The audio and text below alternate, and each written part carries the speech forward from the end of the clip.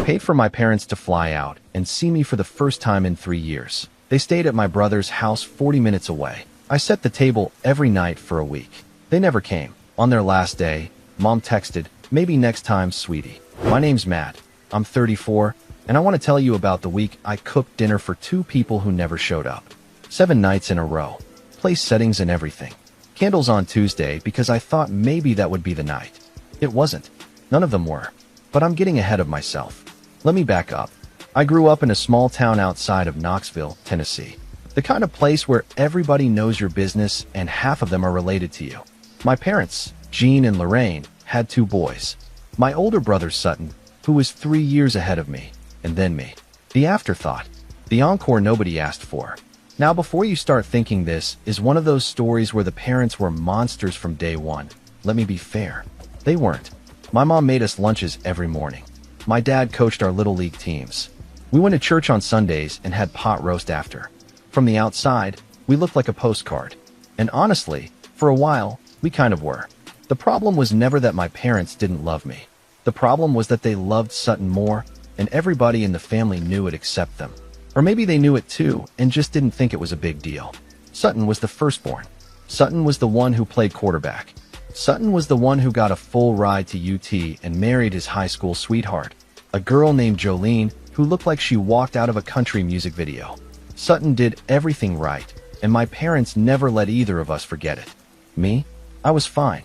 I got decent grades. I played baseball, not football, which in East Tennessee might as well be a felony. I was quieter than Sutton, more introverted, and I think that confused my parents.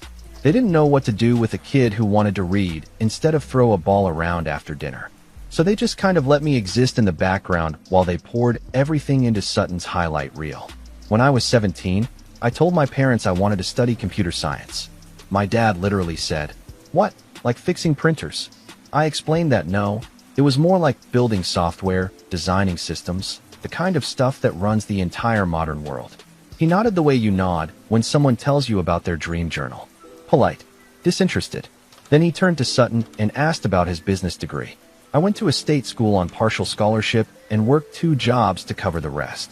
My parents helped Sutton with a down payment on his first house when he was 24. When I asked if they could help me with a security deposit on an apartment after graduation, my mom said they were tapped out right now, but she was sure I'd figure it out. I did figure it out. I always figured it out. That was the unspoken deal in our family. Sutton got the support. I got the confidence that I could handle things on my own. Lucky me. After college, I moved to Austin, then Portland, then eventually Seattle. I kept climbing in my career, working in software development, then moving into product management, then landing a senior role at a tech company that was doing genuinely interesting things. I was making good money. I had a nice apartment. I'd started dating a woman named Waverly who was smarter than me and funnier than me, and for some reason thought I was worth sticking around for.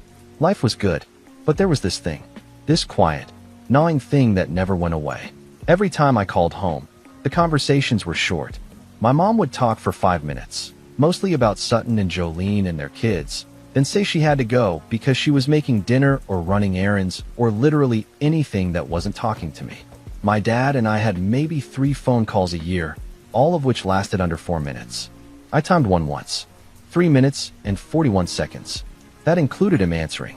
When I went home for the holidays, it was worse in person. My parents would light up when Sutton walked in the room.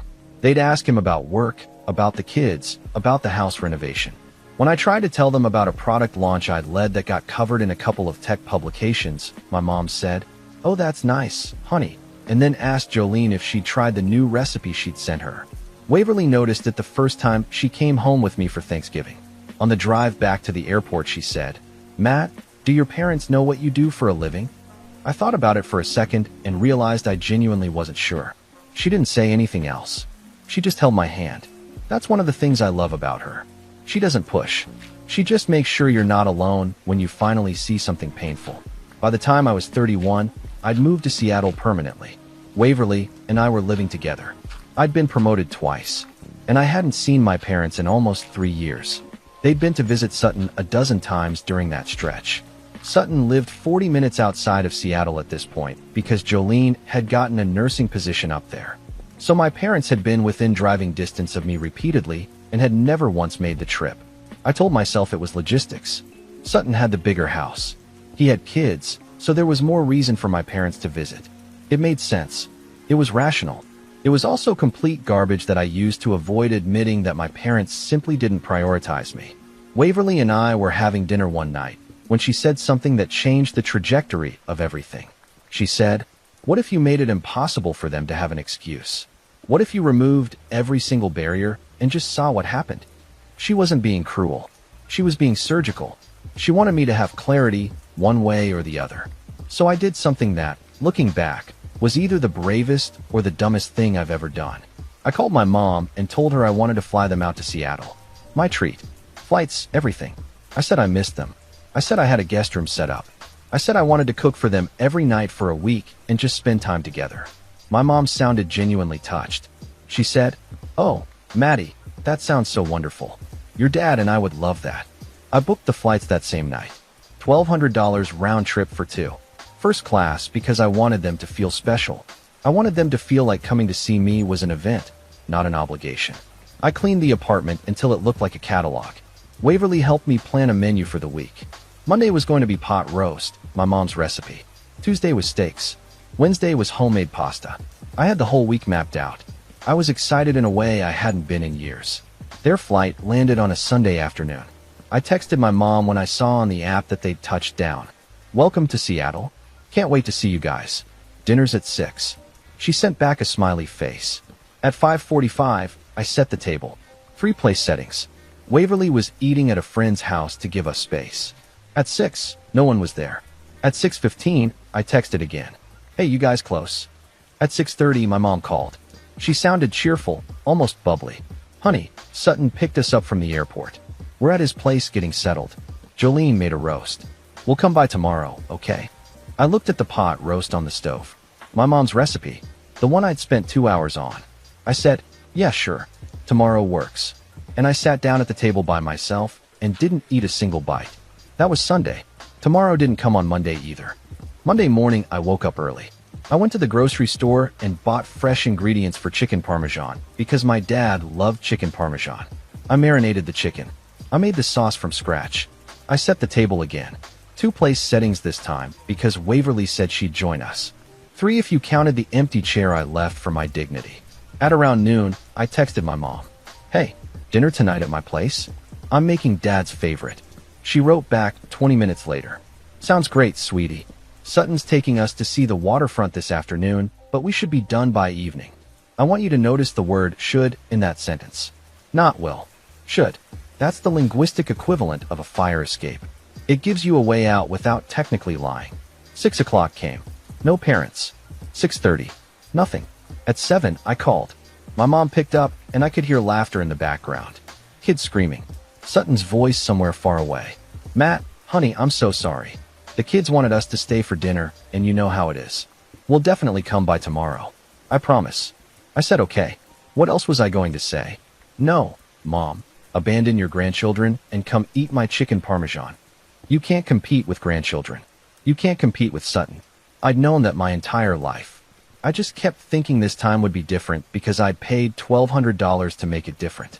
Waverly sat across from me at the table that night. She didn't say, "I told you so." She didn't say anything, actually. She just ate dinner with me and talked about her day and acted like the 2 empty chairs across from us didn't mean anything. I've never loved someone more than I loved her in that moment. Tuesday, I made steaks. I set the table. I didn't even text this time. I just waited. At 5, my mom texted me. "Maddie, Jolene's taking me and your dad to some adorable little restaurant in Snoqualmie. Tomorrow for sure, okay? Miss your face." I stared at that text for a long time. Miss your face. Not miss you. Miss your face. Like I was a picture on a mantle she hadn't dusted in a while. Wednesday, I made the homemade pasta. I rolled it by hand. My knuckles ached from kneading the dough. I set the table again. This time Waverly watched me do it, and I could see something in her eyes that looked a lot like grief, but not for herself. For me, she said, very quietly, "You don't have to keep doing this." And I said, "Yes, I do." They didn't come Wednesday. My mom said Sutton was showing them something. I don't even remember what. A park. A school. Something with the kids. There was always something with the kids. Thursday, I cooked again. Set the table again. This time I added a centerpiece. Flowers from the market down the street. Sunflowers because my mom liked sunflowers. She didn't come. My dad didn't come. Sutton didn't bring them. Nobody brought them.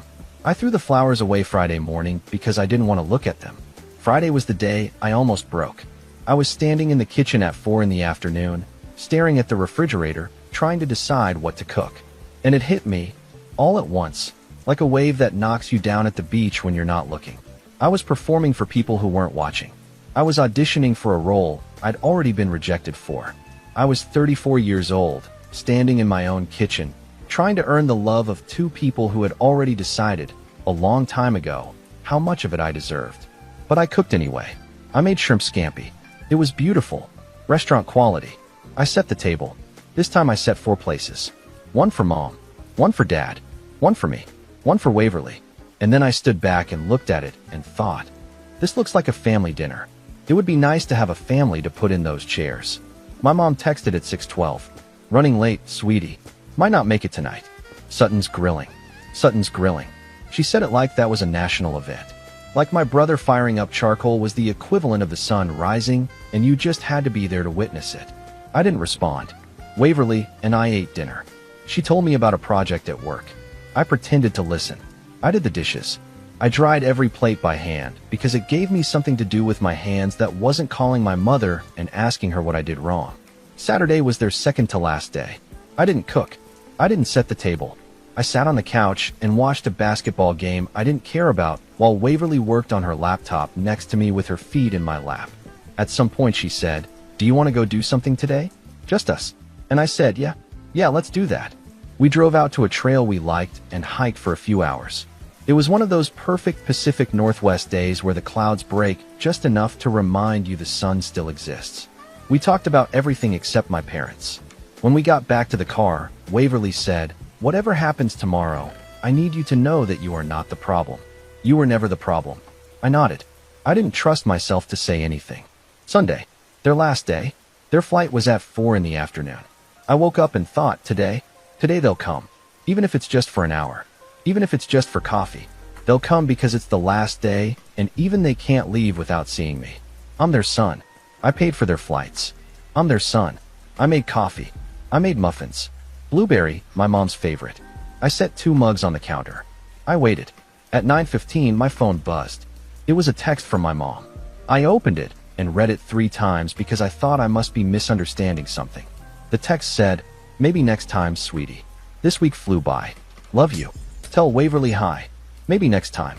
I put my phone down on the counter very carefully, like it was made of something fragile. Then I picked up one of the mugs I'd set out, and I threw it against the kitchen wall.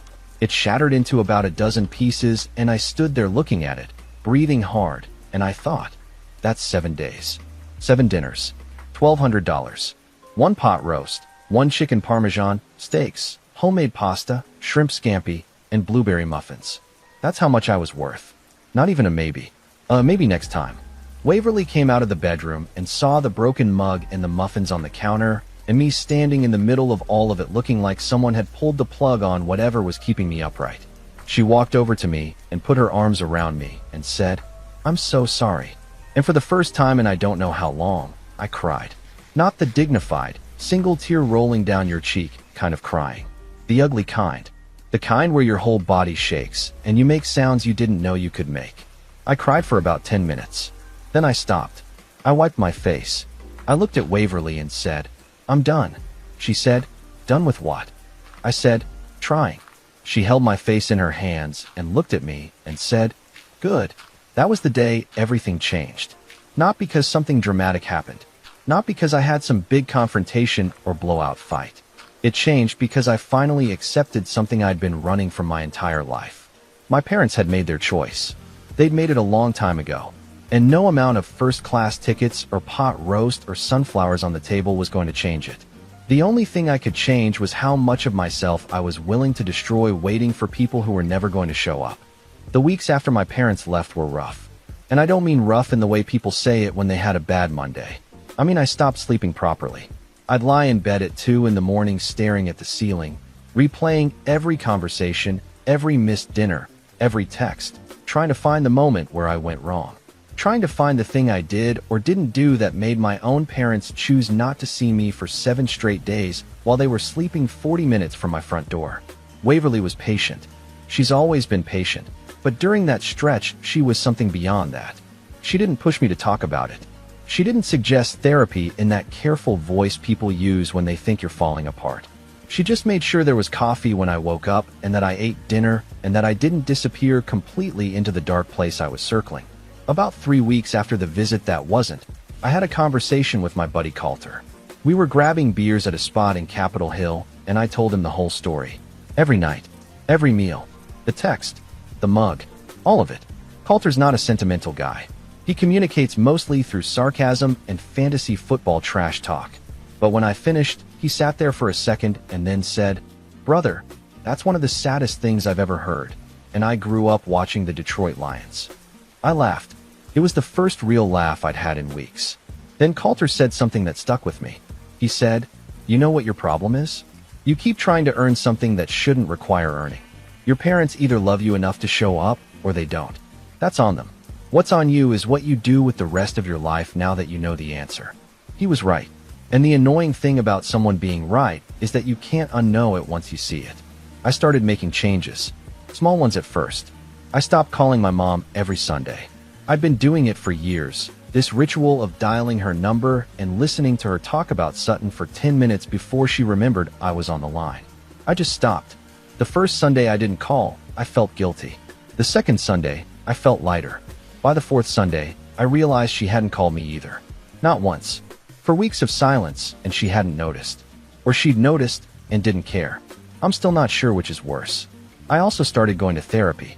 I found a therapist named Dr. Tate who had the energy of a person who'd heard every terrible family story in existence and still believed people could get better.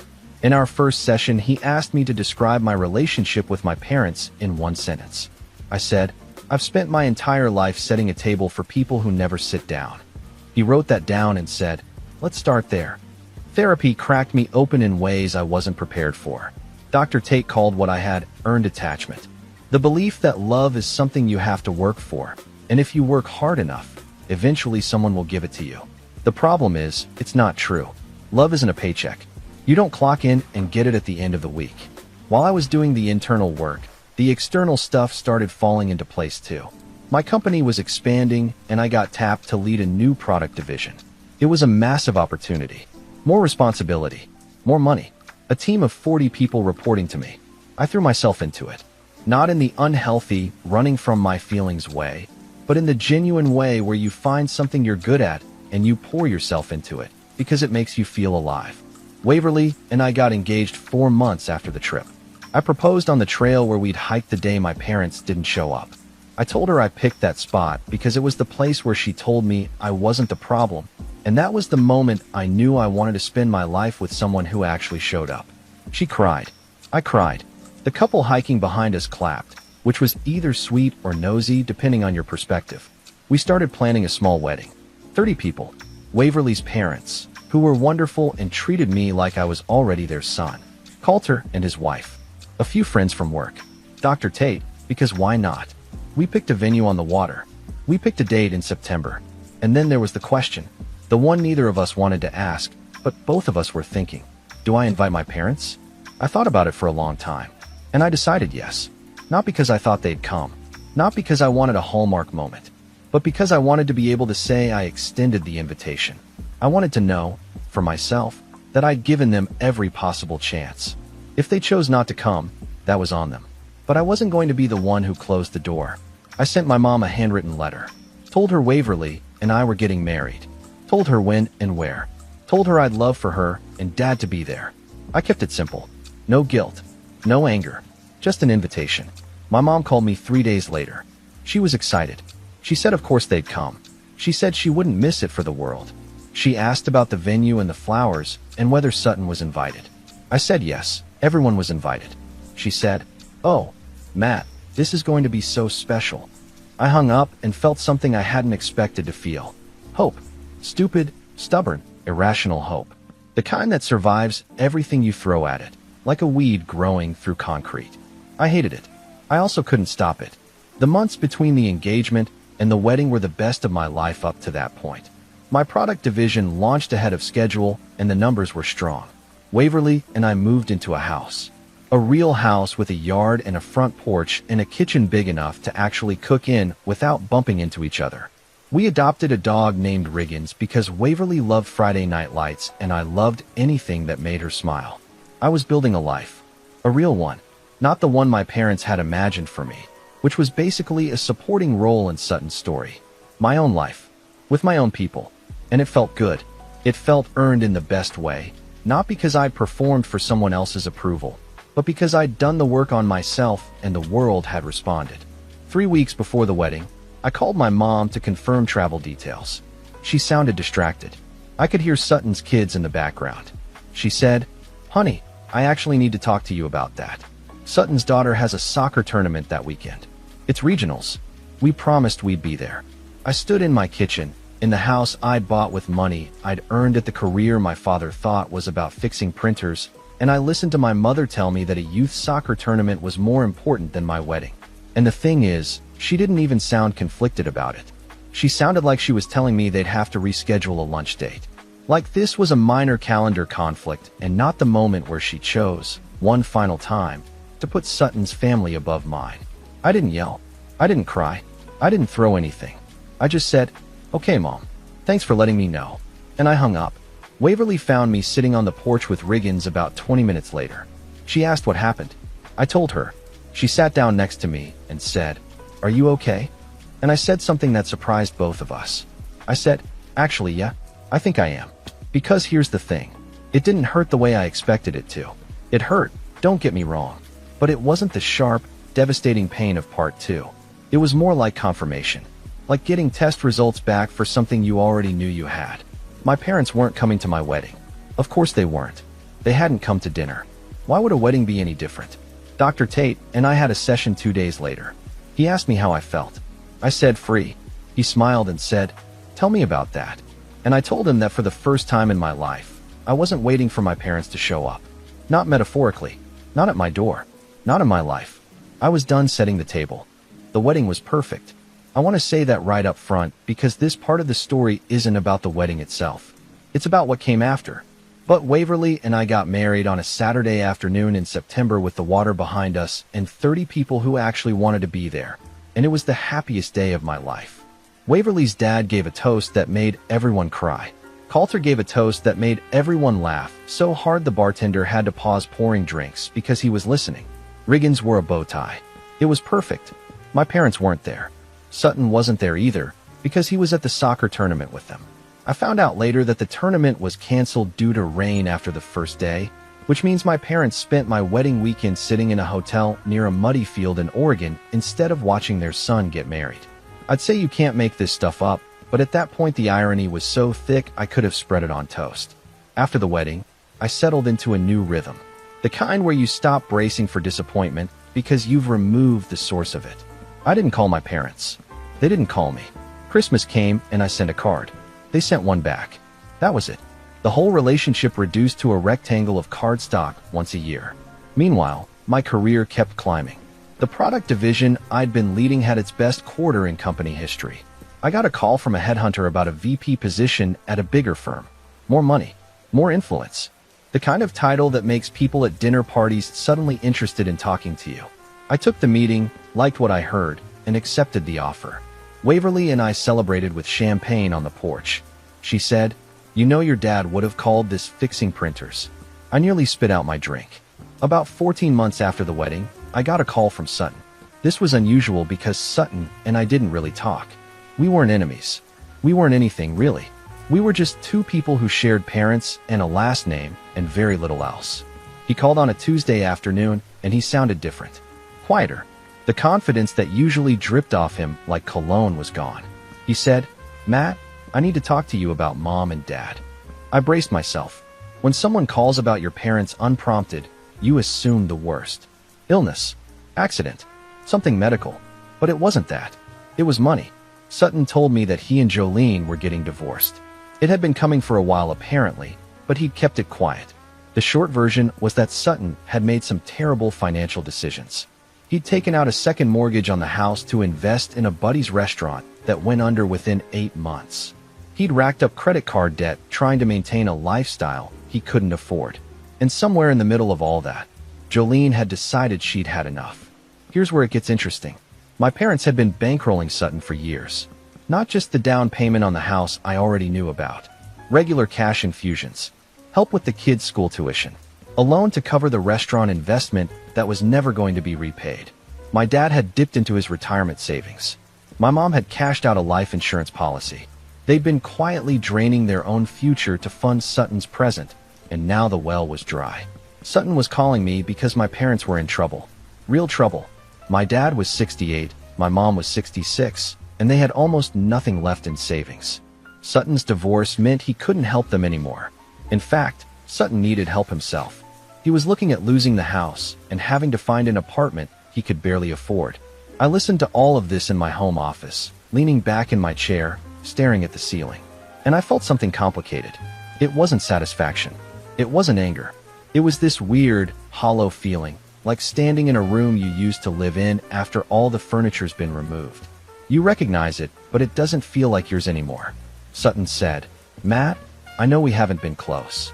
I know Mom and Dad haven't been great to you, but they're in a bad spot, and I don't know what to do." I said, "What exactly are you asking me, Sutton?" He paused. Then he said, "I'm asking if you can help." I told him I'd think about it. Then I hung up and sat there for a very long time. That night, I told Waverly everything. She listened without interrupting, which is one of her superpowers. When I finished, she said, "What do you want to do? Not what should you do? Not what would a good person do? What do you want to do? That distinction matters." I said, "I want them to understand what they did, not to punish them. I'm not trying to hurt anyone. But if I'm going to help, I need them to actually see me first. Not Sutton's brother. Not the backup kid. Me." Waverly nodded. Then she said, "So what's the plan?" Over the next 2 weeks, I did my homework. I called my parents' financial advisor, a guy named Harlan who'd managed their accounts for 20 years.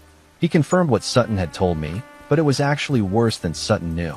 My parents were burning through what little they had left at a rate that would leave them completely broke within 18 months. Social Security alone wasn't going to cover their expenses, especially with my dad's medication costs. I talked to a financial planner of my own, a sharp woman named Sloan who Waverly had found through her network. Sloan laid out the options. If I wanted to help my parents, really help them, it would take a significant financial commitment. Not just a one-time check. A restructuring of their entire situation. I could afford it. My new VP salary was generous, and Waverly and I had been smart with our money. But it would mean taking on a responsibility that nobody had ever taken on for me. I also called Coulter because I needed someone to talk me through the emotional side. He said, "Look, man, this is your call. Nobody would blame you for walking away. They walked away from you plenty of times. But I know you, and I know that if you don't help and something bad happens, you're going to carry that. So the question isn't whether you help. The question is how you help in a way that doesn't destroy you in the process." He was right. Again, Coulter had an annoying habit of being right. I spent the next week drafting something I called, in my head, the conversation. Not a letter this time. Not a text. A real, face-to-face conversation where I would lay everything out. Every missed dinner. Every broken promise. The wedding. The flight tickets. All of it. Not as ammunition, but as context. Because if my parents were going to accept help from me, they were going to accept it knowing exactly who I was and exactly what they'd done. I told Waverly I wanted to fly down to Knoxville. She said, "Do you want me to come?" I said, "Yeah, I do." She booked the flights that night. Before we left, I called Sutton one more time. I said, "I'm coming to see Mom and Dad. I'm going to talk to them, and I need you to not be there when I do." He started to protest, but I cut him off. "Sutton, I'm not asking. This conversation has been 34 years in the making, and it doesn't involve you. You'll get your turn after." He was quiet for a second. Then he said, "Okay." On the flight to Knoxville, I pulled out my phone and opened the text my mom had sent the morning she'd left Seattle without seeing me. "Maybe next time, sweetie." I read it one more time. Then I closed the phone, put it in my pocket, and looked out the window at the clouds below us. There wasn't going to be a next time. There was going to be this time. And this time, they were going to sit at my table. We pulled up to my parents' house on a Thursday morning. It looked smaller than I remembered, which is a cliche, but it's also just true. The paint was peeling on the shutters. The garden my mom used to keep immaculate had gone to weeds. The driveway had a crack in it that ran from the garage to the street like a fault line. Everything about the place looked tired. My mom opened the door before we even got to the porch. She looked older, not in a dramatic, movie way, just in the real way where the years show up in someone's posture and the lines around their eyes. She hugged me and said, "Oh, Maddie, it's so good to see you." She hugged Waverly too and said, "Look at you, you're even prettier in person." Waverly smiled and said thank you, and I could tell she was working very hard to be gracious for my sake. My dad was in his recliner in the living room. He stood up when we walked in, slowly, and shook my hand. That was his version of warmth. A handshake and a nod. He said, "Son." I said, "Dad." We were off to a riveting start. My mom made sweet tea, and we sat in the living room doing small talk for about 20 minutes. How was the flight? How was Seattle? She asked about Riggins because I'd posted a picture once, which meant she did look at my post even if she never commented. Small comfort. After the pleasantries ran out, the room got quiet. She said, "Sutton told us you wanted to talk." I nodded. I looked at Waverly. She gave me a small nod. "Mom, Dad, I want to help you. I know about the financial situation. I know about Sutton's divorce, the retirement savings, the life insurance, all of it. And I have the ability to help in a way that would make a real difference. But before we talk about any of that, I need to say some things. And I need you to listen. Really listen." I started with the trip. I told them everything. The $1,200 flights, the pot roast, the chicken parmesan, the steaks and the pasta and the shrimp scampi, the table set every night, the flowers, the muffins on Sunday morning, 7 days in my city, 40 minutes from my apartment, and they never came. Not once. My mom started to interrupt. She said, "Matt, we were busy with Sutton and the kids. You understand how it is with the little ones, and we just got so caught up in the schedule and..." I held up my hand. "Mom, I need you to hear this next part. I set the table every single night. I cooked your recipes. I bought sunflowers because you like sunflowers. And on the last day, instead of coming for coffee, you texted me, 'Maybe next time, sweetie.' Do you remember that?"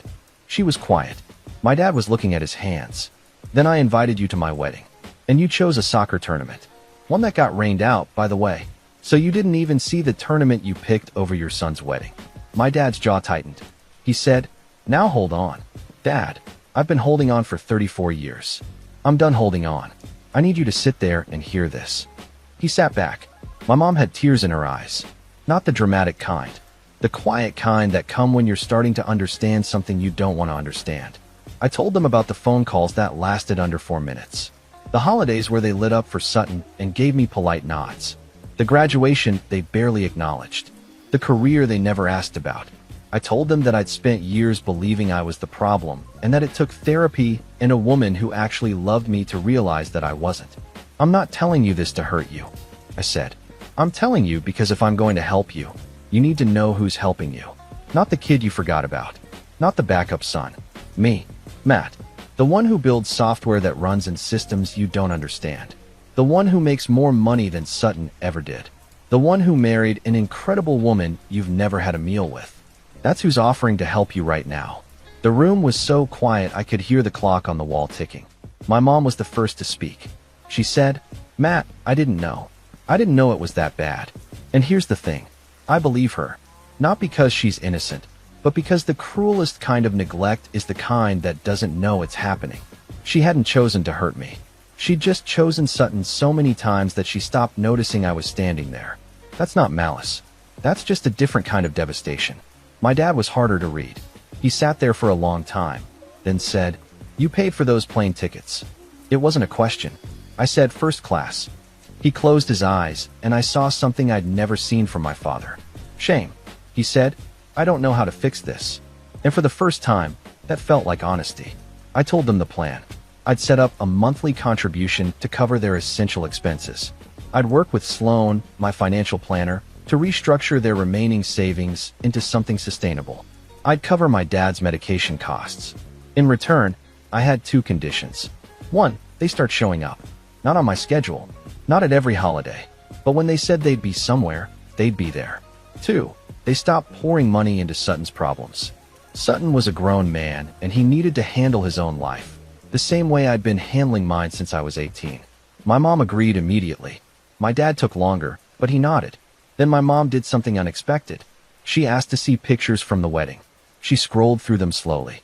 When she got to the one of Waverly and me on the dock, golden hour light catching Waverly's dress, she put her hand over her mouth and said, "You were so beautiful. Both of you. I should have been there." Waverly said, "You can be here now. That's what matters." I talked to Sutton the next day. That conversation was shorter. I told him I was helping Mom and Dad, but that the bank of Jean and Lorraine was closed for business as far as he was concerned. He needed to sell the house he couldn't afford and downsize. He could get a financial advisor. He could do what I'd been doing since I was 22, handle it himself. Sutton didn't argue. He said, "I'm sorry, Matt, for all of it." I said, "I know." Sutton hadn't set out to be the favorite. He'd just accepted the role without ever questioning what it cost the person standing next to him. That was 2 years ago. My parents came to Seattle last Thanksgiving. They stayed at our house. My mom helped Waverly cook. My dad sat on the porch with Riggins and told me, for the first time ever, that he was proud of me. He said it quietly, like the words were foreign objects in his mouth, which I think they were. But he said them, and I heard them. The relationship isn't perfect. You can't erase 30 years of imbalance with one conversation and a financial plan. But it's real now. My parents call me. My mom comments on my posts. My dad asks about my work and actually listens. Small things. But small things are what I spent my whole life waiting for, so they feel enormous. Waverly and I are expecting our first kid in June. A girl. We're naming her something beautiful that I'm not going to share on the internet, because some things deserve to stay private. When I told my mom, she screamed so loud Waverly heard it through the phone from across the room. My dad said, "Well, I guess I'd better learn how to build one of those crib things." I told him I'd send him a YouTube tutorial. He said, "I'm not watching the internet, just come show me." So we're flying down next month. My mom called me last week to ask what kind of nursery theme we were doing. We talked for 45 minutes. She didn't mention Sutton once. I want to be clear about something. This story isn't about revenge. The abandoned son gets rich and tells his parents to kick rocks. That would have been satisfying in a different way, but that's not who I am. I didn't want to punish my parents. I wanted them to see me. And finally, after 34 years of cooking meals no one ate and setting tables no one sat at, they do. The table at our house seats 6 now. Waverly picked it out. Big enough for us, the baby, and whoever else shows up. I don't set it until people are actually walking through the door. I learned that the hard way. But when they sit down, when the food is hot and the conversation is good and the people across from me actually want to be there, it's the best feeling in the world. Better than the VP title. Better than the money. Better than being right. It's just dinner. But it's everything.